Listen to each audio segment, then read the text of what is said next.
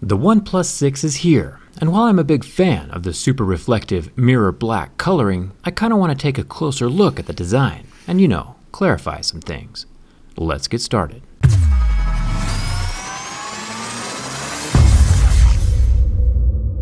In the past, back with the OnePlus 1 and the OnePlus 2, OnePlus had their iconic red battery inside the phone for us all to enjoy during the teardown. It was visually impressive to the few of us who ever opened up their phone, but then they stopped. I'm going to use a lot of heat to soften the adhesive under the back mirror black glass, so we can see if the OnePlus has a recent change of heart and put some red back into the interior design. I'll use a suction cup to slip in my thin metal pry tool and start slicing through the adhesive under the glass. And then I'll use the instruction booklet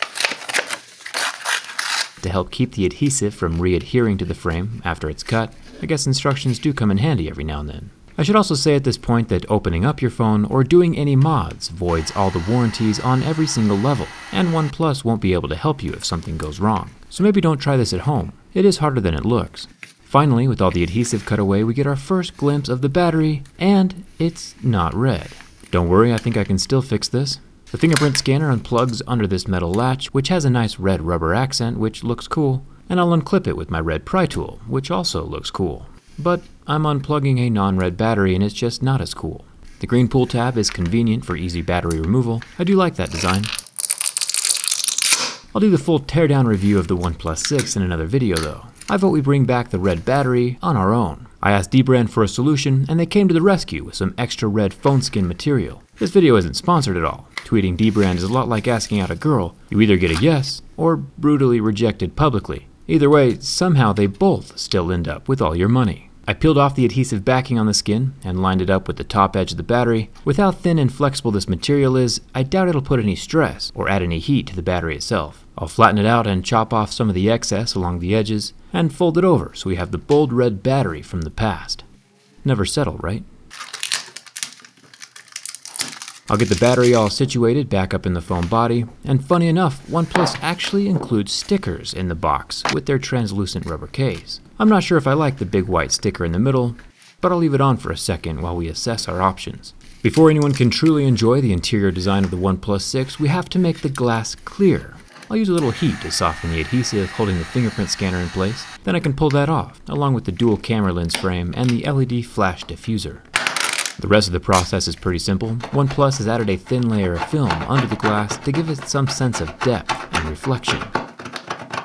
Once I get the peel started with my razor blade, I can pull it away in big chunks, leaving the glass pretty clean underneath. There are subtle curves along the glass side, so I'm taking special care not to put any pressure on those. Glass is glass, after all.